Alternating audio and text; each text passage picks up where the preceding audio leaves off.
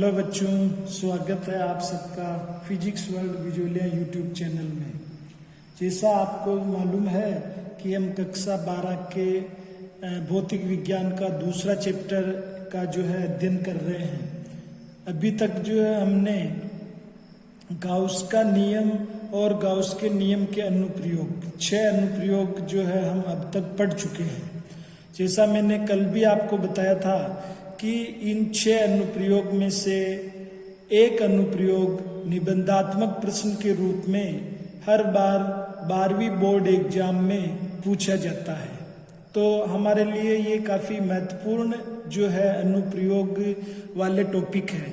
अगर हम इन 6 टॉपिक्स को या गाउस अनुप्रयोग के जो अपने पास 6 अनुप्रयोग है उनको हम अच्छे से कंप्लीट कर लें, बार बार रिवाइज करें, बार बार अध्ययन करें, तो निश्चित रूप से ये पक्के याद हो जाएंगे और आप एग्जाम में बिना कंफ्यूज हुए जो क्वेश्चन पूछा है उसी का आंसर लिख करके 4 नंबर बोर्ड एग्जाम में आसानी से ला पाएंगे।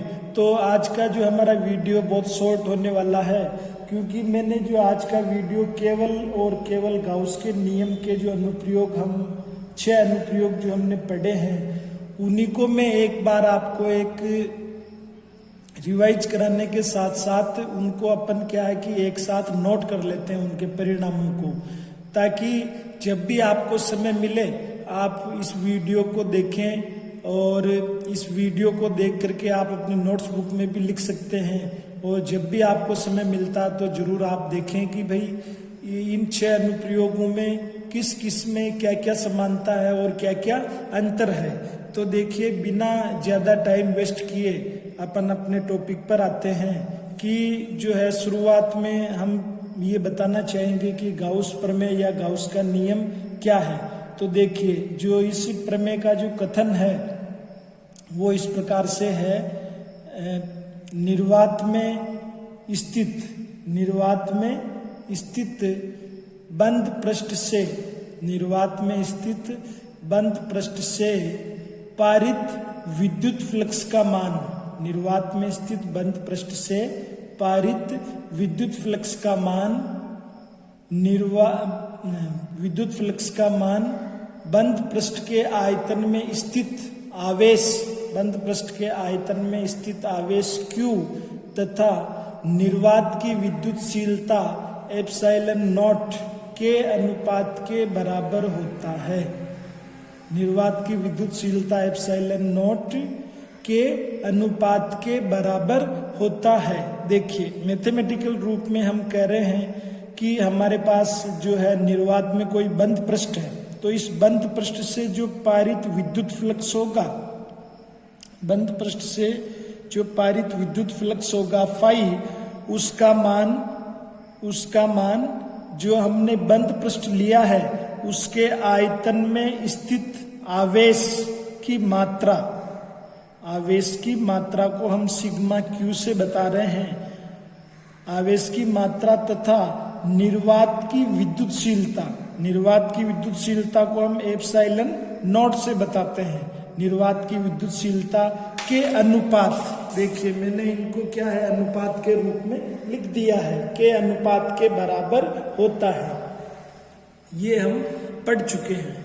देखिए, अब इसी को जो है हम गाउस नियम या गाउस प्रमेय कहते हैं। फ्लक्स की एक और परिभाषा जो हम पहले पढ़ चुके हैं, बंद पृष्ठ का समाकलन वेक्टर E.ds, ठीक है।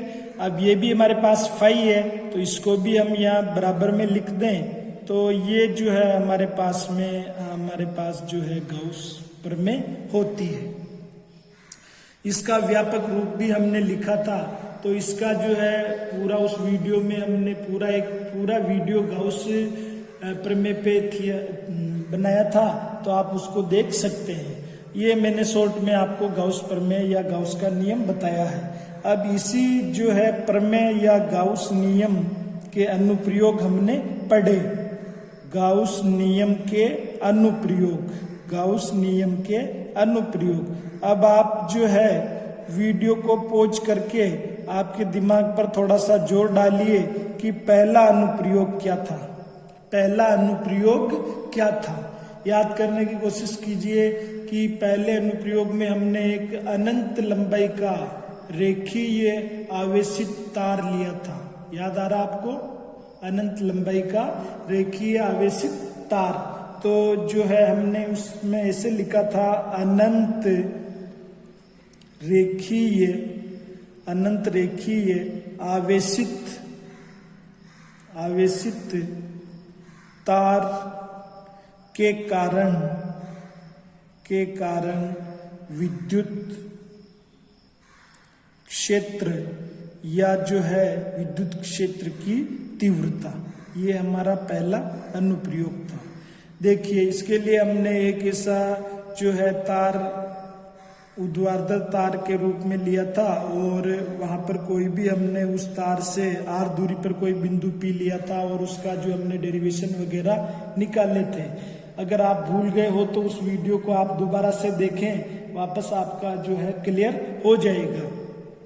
तो हम सीधा यहाँ पर परिणाम जो अगर देखेंगे कि हमें जो विद्युत क्षेत्र की तीव्रता मिली थी वो थी lambda 2 pi r epsilon not, ये हमें मिली थी। ठीक है ना, इसको आप सदिश रूप में भी लिख सकते हैं कि जो है, चलो सदिश रूप में मैं यहाँ लिख रहा हूँ, vector E equal to lambda 2 pi r epsilon naught r के, ये सदिश रूप में। अब जो है यहाँ से अगर हम देखें इस जगह से, इस समीकरण से, कि अगर हम इसको 2 से ऊपर नीचे गुणा करवा दें तो जो है हमें इस रूप में भी ये परिणाम मिल सकता है, E बराबर lambda 2 pi r epsilon not 2 into 2। तो जो है हमारे पास ये बन जाएगा 4 pi epsilon not, 4 pi epsilon not बटे हुए में, जो कि किसके बराबर होता है, k के बराबर। और फिर ये हमारे पास लैम्डा और फिर ये 2, तो 2k लैम्डा अपॉन जो है r, ये परिणाम भी हम लिख सकते हैं। ये वाला और ये वाला, दोनों में से कोई सा भी है आप परीक्षा में लिख सकते हैं। और फिर आपको मालूम है कि हमने ग्राफ भी ड्रॉ किया था। देखिए जो है 2 ग्राफ हमने ड्रॉ किए थे, अपन दोनों ग्राफ को वापस जो है याद करते हैं, किस किस के बीच में हमने ग्राफ ड्रॉ किए थे। ये मूल बिंदु y एक्सिस पे हमें जो है E लेना है, इस वाले में भी जो है E लेना है।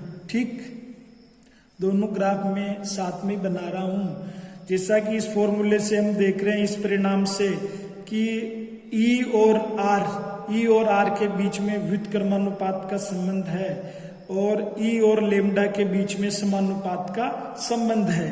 तो हम इधर अगर x एक्सिस पे R लेते हैं तो क्योंकि ये व्युत्क्रमानुपात का संबंध है तो हमारे पास जो है ग्राफ जो है कुछ इस प्रकार का प्राप्त होएगा। ये हमारे पास आ जाएगा E व्युत्क्रमानुपाती R। अब देखिए x एक्सिस पे अगर हम लैम्डा ले लें, लैम्डा क्या है, रेखीय आवेश घनत्व। ठीक है, तो दोनों के बीच समानुपात का संबंध है, तो कुछ इस प्रकार का जो ग्राफ हमें यहाँ पर मिलेगा, E समानुपात लैम्डा। क्लियर। तो जो है ये पहला अनुप्रयोग ग्राफ में और परिणाम के रूप में हमने देख लिया है।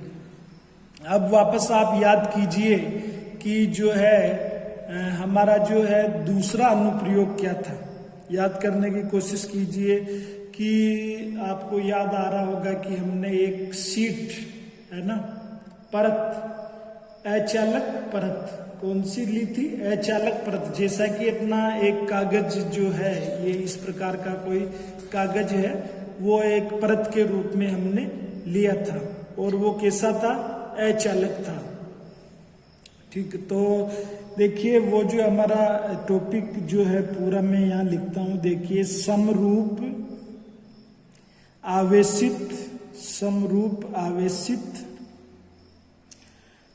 आवेशित और अपरिमित, यानी कि जिसकी लंबाई चौड़ाई जो है बहुत ज्यादा हो या अनंत हो, अपरिमित अचालक चालक परत, तो परत क्या है, शीट के रूप में, जैसे कि हमारे पास कोई भी जो है कागज की शीट हो सकती है, शीट के कारण विद्युत क्षेत्र या फिर विद्युत क्षेत्र की तीव्रता, समझ गए होंगे, विद्युत क्षेत्र या विद्युत क्षेत्र की तीव्रता। चलिए अब याद कीजिए कि हमने एक जो है आयताकार शीट ली थी, उसको आवेश दिया था, और फिर जो हमने एक बेलनाकार गाउसीय पृष्ठ की कल्पना करी, जो बेलनाकार गाउसीय पृष्ठ जो है उस शीट से आर पार हो जाता है, कुछ याद आ रहा होगा। तो बताइए उसमें जो है हमें क्या परिणाम मिला था विद्युत क्षेत्र की तीव्रता के रूप में, ई बराबर सिग्मा अपॉन एप्सिलॉन नॉट। आया याद? कुछ कमी लग रही है? बिल्कुल लग रही है कि यहां पर हमारे पास कितने थे, 2, तो ई बराबर सिग्मा 2 एप्सिलॉन नॉट। देखिए सदिश रूप में लिखना बहुत ही इजी है, ये सदिश रूप में मैं लिख रहा हूं, तो इधर वेक्टर का चिन्ह है सिग्मा 2 एप्सिलॉन नॉट, और ये एन कैप जो है यूनिट वेक्टर हमने लगा दिया।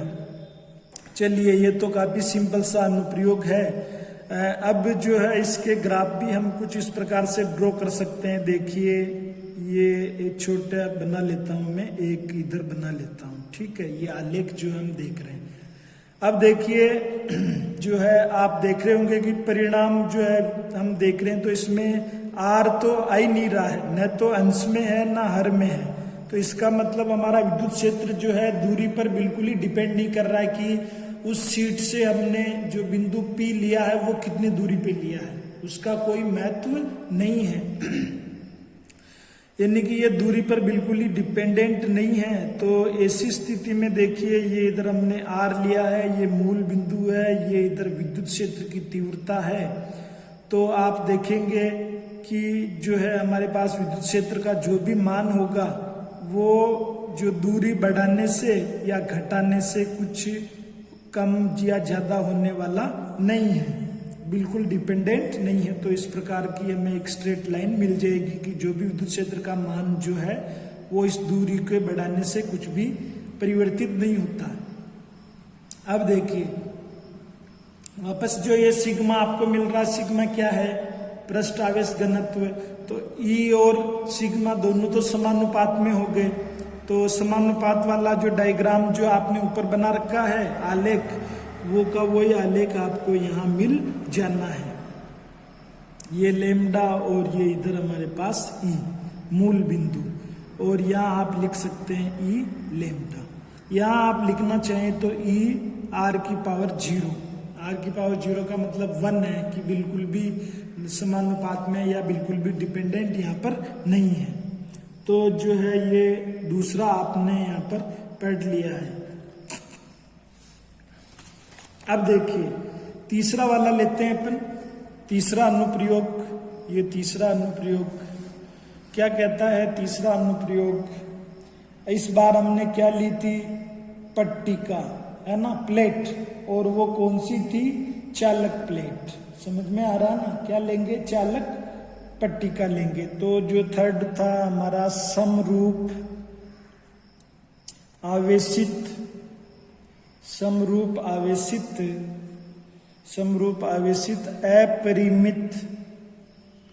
अपरिमित चालक पट्टिका,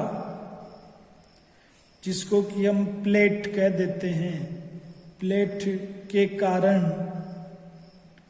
कारण विद्युत क्षेत्र या फिर विद्युत क्षेत्र की तीव्रता।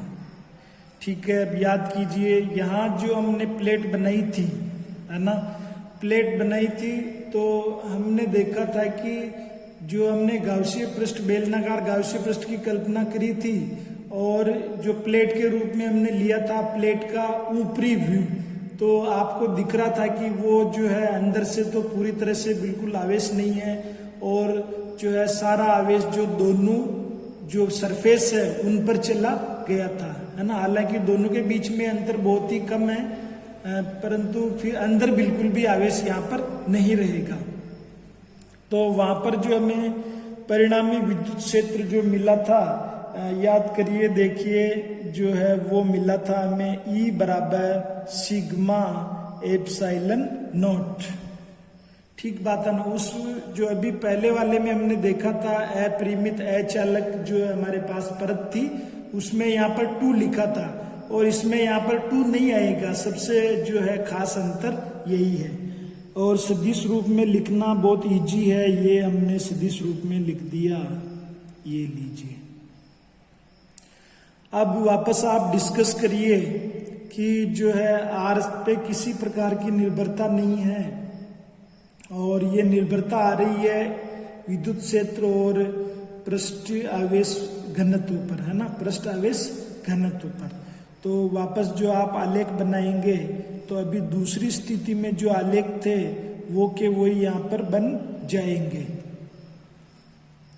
इधर हमारा जो है 1 मिनट आर नहीं होगा, इधर ई है, ये मूल बिंदु है, इस तरफ हम आर ले रहे हैं तो यहाँ पर हम क्या है जो है सिग्मा, सॉरी हाँ सिग्मा ले लेंगे। ठीक है ना। देखिए एक बार आप दूसरे वाले में वापस चलिए, सेकंड वाले में ये मैंने जो है रेखीय आवेश घनत्व लिया है, तो यहाँ पे रेखीय आवेश घनत्व नहीं लिया जाएगा, यहाँ पर लिया जाएगा पृष्ठ आवेश घनत्व। और यहाँ भी क्या लिखा जाएगा, पृष्ठ आवेश घनत्व। कृपया सुधार लीजिए इसको। और यहाँ भी देखिए इस वाले भी में मैंने क्या है पृष्ठ आवेश घनत्व लिया है, तो यहाँ पर तो किसी प्रकार का कोई अनुपात या रिलेशन है ही नहीं है, तो ये एक स्ट्रेट लाइन कुछ इस प्रकार से समांतर चलेगी एक्स एक्सिस के, और यहाँ पर दोनों के बीच में क्या है समानुपात है।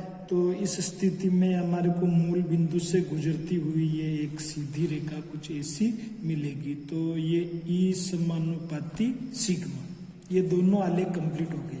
चलिए ये हमारे पास हो गया तीसरा अनुप्रयोग। ठीक है, अब हम चलते हैं चौथे अनुप्रयोग में। चौथा अनुप्रयोग, ये चौथा अनुप्रयोग। अब जो है हमारे पास प्लेट या सीट जो है वो कंप्लीट हो जाती है और हम किस में चलते हैं फिर अब गोले के रूप में, है ना। पहला जो है हमने गोलीय कोश देखा था, तो हम लिखेंगे समरूप आवेशित गोलीय कोश के कारण विद्युत क्षेत्र की तीव्रता। गोलीय कोश क्या होगा, अंदर से बिल्कुल खोखला, ठीक है ना। गोलीय कोश कैसा होगा, अंदर से बिल्कुल खोखला, तो अंदर किसी भी प्रकार का जो है चार्ज उसमें नहीं होगा। इसमें हमने यहाँ पर 3 स्थितियां देखी थी, 3 या 4 स्थितियां। तो पहली स्थिति थी कि जब बिंदु P गोले की सतह से बाहर स्थित हो, यानी कि जो हमारा R है वो बड़ा हो कैपिटल R की तुलना में, तो ऐसी स्थिति में जो हमारे पास परिणामी विद्युत क्षेत्र जो आया था E बराबर 1/4 पाई एप्सिलॉन नॉट Q जो हमने इस गोले को आवेश दिया है और R², यही मिला था। इसको आप ऐसे भी लिख सकते हैं KQ/R², ठीक है। या जो हम इसको उसमें देखें अपन पृष्ठ आवेश घनत्व के रूप में, तो ये भी आपको रिजल्ट मिला था sigma R² upon epsilon not small r²। ये ध्यान दीजिए यहाँ पर इस रिजल्ट को। हालांकि ये रिजल्ट भी आप एग्जाम में करके आते हैं तो बहुत ही अच्छा है, लेकिन जैसे न्यूमेरिकल प्रश्न या बुक में हम देखते हैं कि यहाँ तक भी किया हुआ इस पूरे डेरिवेशन को, तो आप ये भी ध्यान रखेंगे। तो ये जो है पहला परिणाम हमारे पास हुआ। दूसरा हम क्या लेते हैं कि जब बिंदु P गोले की सतह पर स्थित हो, तो सतह पर स्थित का मतलब स्मॉल r हमारा कैपिटल R के बराबर हो गया।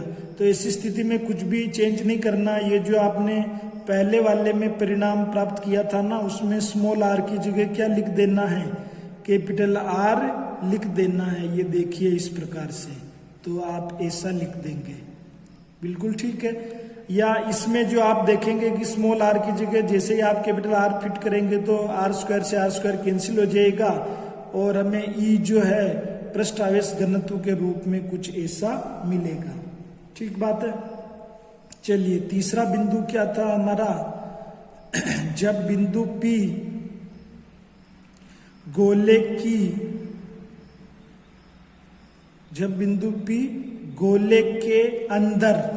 गोले के अंदर स्थित हो। देखिए साहब, अंदर होने का क्या मतलब है, देखिए कि हमारा जो आर है वो छोटा हो गया है कैपिटल आर की तुलना में। तो यहाँ पर हम बता रहे थे कि भाई हमारे पास तो गोलीय कोश खोखला है, पूरा अंदर बिल्कुल भी आवेश नहीं है। तो ऐसी स्थिति में हमारे पास जो ई इन विद्युत क्षेत्र जो होगा ये सरफेस है और ये आउट है बाहर का, ठीक है, 0 होगा। चौथा जो हम लेते हैं कि जब बिंदु P गोले के, कौन सा गोला, गोलीय कोश, यहाँ पर जितने भी मैंने गोले लिखे हैं वो सब क्या है, गोलीय कोश है। चलिए चेंज कर दीजिए, गोलीय कोश, ठीक है, क्योंकि हम जो है किसी प्रकार की मिस्टेक रखना ठीक नहीं होगा हमारे लिए एग्जाम में भी। तो ये गोलीय कोश लिखिए, गोलीय कोश, ठीक है। जहां जहां हमने गोले लिखा है वहां पर गोलीय कोश, ठीक। गोलीय कोश के केंद्र पर स्थित हो। केंद्र पर स्थित होने का मतलब r बराबर 0 है और जैसे ही आप स्मॉल r बराबर 0 लेंगे तो इस स्थिति में विद्युत क्षेत्र जो हमारे पास 0 मिलेगा, ठीक। अब देखिए सिंपल सा है कि हम आलेख जो बनाए, ये चारों बिंदु हमें दिख रहे हैं सही, तो आलेख बनाना बहुत इजी होगा। ये बनाइए y एक्सिस, ये बनाइए x एक्सिस पे r ले लीजिए, y एक्सिस पे e ले लीजिए, ये मूल बिंदु हो जाएगा। जैसा कि हम देख रहे हैं कि जब हम बिंदु P को केंद्र पर लेते हैं तो हमारे पास जो है आवेश कितना होता है, दूरी 0 होती है और जो विद्युत क्षेत्र की तीव्रता है वो भी 0 होती है। तो ये 0 0। फिर हम गोले के अंदर जब चलते हैं तो अंदर भी हमें 0 ही मिलता है। जैसे ही हम चलते हुए कहाँ पर पहुंचते हैं, गोलीय कोश की सतह पर। कहाँ पर, गोलीय कोश की सतह पर। तो विद्युत क्षेत्र की तीव्रता या विद्युत क्षेत्र जो है हमें 0 नहीं मिल करके क्या मिलता है, KQ/r², जो कि हमारे पास मैक्सिमम होता है। कैसा होता है, मैक्सिमम। कहाँ पर, सरफेस पर, ये मैक्स ES। और जैसे ही हम सतह से आगे बढ़ते हैं तो हमारे पास रिलेशन आता है व्युत्क्रमानुपात का, दूरी के वर्ग के व्युत्क्रमानुपाती। तो ऐसी स्थिति में जो है आपका ग्राफ कुछ ये व्युत्क्रमानुपात वाला बन जाएगा। ये किसके लिए, ई आउट के लिए। क्या होता है ऐसी स्थिति में, व्युत्क्रमानुपाती। ये किसके लिए, इन के लिए। कितना होता है, 0। यहाँ पर क्या आएगा, r बराबर r। यहाँ पर क्या आएगा कि हमारा जो स्मॉल r है वो बड़ा हो गया कैपिटल R से। यहाँ पे क्या होगा कि हमारा जो स्मॉल r है छोटा है कैपिटल R से। देखिए पूरा आलेख जो है आपको समझ में आ गया होगा अगर आपको ये चारों बिंदु जो है समझ में आ गए। चलिए ये हमारे पास जो है चौथा अनुप्रयोग कंप्लीट होता है। अब हमारे पास है पांचवा और छठा अनुप्रयोग। तो पांचवे में आप जो है एक बात ध्यान रखिए कि वो पूरा का पूरा सिमिलर है किससे, चौथे वाले से, चौथे अनुप्रयोग से। तो पांचवा अनुप्रयोग याद कीजिए क्या लिखा था हमने पांचवे वाले अनुप्रयोग में कि गोलीय कोश की जगह हम ले लेंगे चालक गोला। तो समरूप आवेशित चालक गोले के कारण विद्युत क्षेत्र की तीव्रता। अब हम चालक गोला ले रहे हैं तो जो भी आवेश हम देंगे वो उसके आयतन में नहीं रह करके सीधा सतह पर आ जाएगा।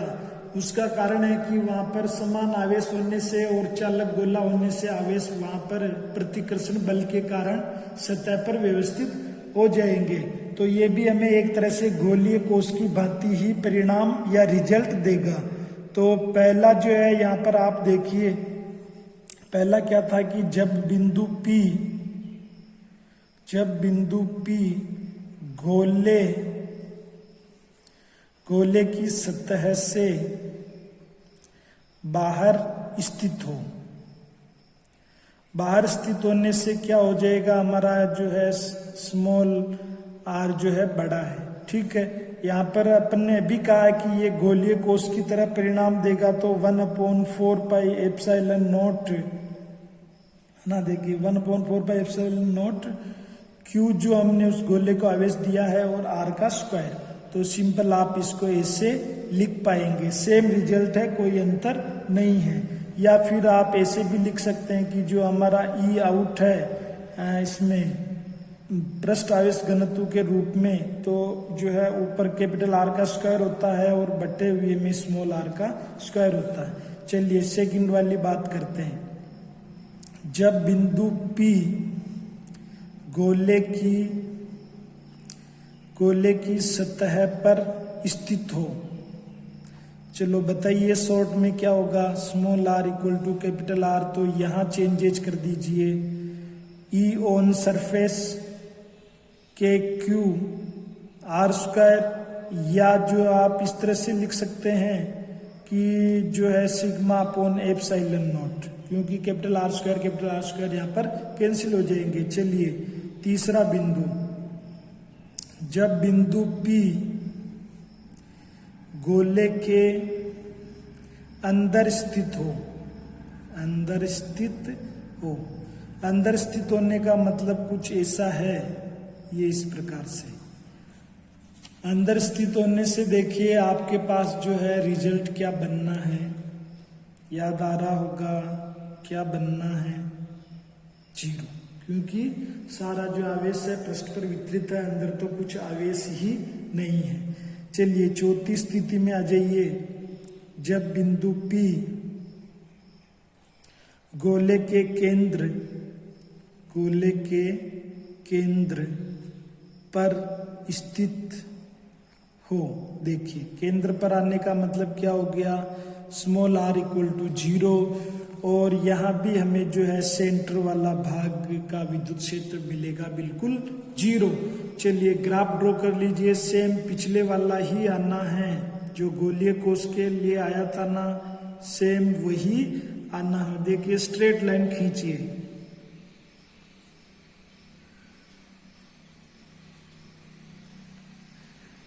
ये जो है हमारे पास स्ट्रेट लाइन हो गई मूल बिंदु, और इधर लेंगे अपन R, y एक्सिस पे लेंगे विद्युत क्षेत्र। तो जैसा आपको मालूम है कि भाई सेंटर पे स्मॉल r भी 0, E भी 0, और जैसे सेंटर से आप सतह की ओर चलेंगे तो 0 ही आता रहेगा, किसका मान, विद्युत क्षेत्र का मान 0 आता रहेगा। दूरी तो हम बढ़ा रहे हैं लेकिन विद्युत क्षेत्र का मान क्या आता जा रहा है, 0। चलिए आप अंदर बढ़ते बढ़ते कहाँ पर आ गए, सरफेस पर। तो जैसे ही आप सरफेस पे आएंगे तो विद्युत क्षेत्र का मान आपको मिल जाएगा, और वो कैसा होगा, अधिकतम होगा। ये ई सरफेस, ई कैसा होगा, मैक्सिमम, और वो क्या होगा, के क्यू अपॉन कैपिटल R का स्क्वायर। ठीक, ये ई इन क्या मिला, 0। कब, जब जो है R छोटा है। ये कब मिला, R बराबर R पर, समझ रहे हो। और जैसे ही अपन बाहर चलते हैं वापस वर्ग के व्युत्क्रमानुपाती वाला संबंध आता है, और वहां पर जो है ग्राफ कुछ इस प्रकार से हमें मिल जाता है। तो E आउट समानुपाती 1/r स्क्वायर। तो ये ग्राफ भी ड्रॉ हो गया। अब चलिए आइए लास्ट जो है हमारा छठा अनुप्रयोग है उस पर चलते हैं। ये छठा अनुप्रयोग जो है थोड़ा सा डिफिकल्ट भी हमें लगता है और इसके परिणाम उनकी तरह मिलते नहीं है। कुछ जो है हमें अंतर यहाँ पर बहुत बड़ा अंतर देखने को मिलता है। और वो क्या है, देखिए समरूप आवेशित तो हो गई, आवेश जो है उस पर समान रूप से होगा, परंतु यहाँ पर अचालक गोला होगा। तो अचालक गोले होने के कारण से जहां भी आपने आवेश दिया है, आवेश वहां का वहीं इस बैठा रहेगा, के कारण विद्युत क्षेत्र की तीव्रता। चलिए, विद्युत क्षेत्र की तीव्रता हम निकालना चाह रहे हैं। वापस आ जाइए, नंबर 1 पॉइंट लगाइए। जब बिंदु P अचालक गोले की सतह से बाहर स्थित हो, चलिए सतह से बाहर है, यानी कि हम r दूरी पे मान लें, तो E आउट जो परिणाम है आपको कुछ ऐसा मिल रहा है जैसा अभी पहले वाले में मिला था चालक गोले में, Q/r²। तो आप ऐसा भी तो लिख सकते हैं इसको, ये लीजिए। परंतु जब आप इसको जो है, अब आप देखेंगे कि अचालक गोला है और आवेश किसके रूप में है, आवेश घनत्व के रूप में। समझ में आ रहा ना? तो यहाँ पर जो आवेश होगा वो आयतन, इसका वितरण होगा वो आयतन वितरण के रूप में होगा, आयतन में वितरित है। तो इस स्थिति में हमारे पास आएगा आयतन घनत्व। जैसे पृष्ठीय आवेश घनत्व होता है वैसे ही आयतन आवेश घनत्व, और उसको हम रो से बताते हैं। तो इस फॉर्मूले में काफी चेंजेज आ गया, देखिए r³/r²। ये तो हालांकि सेम है, लेकिन यहाँ पर बिल्कुल आपको चेंज मिल गया है। सेकंड वाले में देखिए कि जब जो है बिंदु P अचालक गोले की सतह से बाहर जब अचालक गोले की सतह पर स्थित हो। सतह पर स्थित होने का मतलब क्या हुआ, बाहर होने का मतलब तो ये रहा, सतह पर होने का मतलब दोनों आर समान है। तो आपको कुछ भी नहीं करना, इन डेरिवेशन में ही आर को चेंज करना है। तो E ऑन सरफेस Q/R² हो जाएगा। और आप दूसरा वाला जो फॉर्मूला देखिए, यहाँ पर आप जो है स्मॉल r की जगह कैपिटल R² कर देंगे तो ऊपर केवल कैपिटल R बचेगा, तो ρr3ε0 ये आपको परिणाम जो है मिलेगा। चलिए तीसरे में देखिए, अभी तक हम अंदर वाले बिंदु का जो है विद्युत क्षेत्र जीरो ही प्राप्त करते रहे हैं, पर यहाँ 0 प्राप्त नहीं होगा क्योंकि अंदर वहां पर क्या है, आवेश वितरित है। जब बिंदु P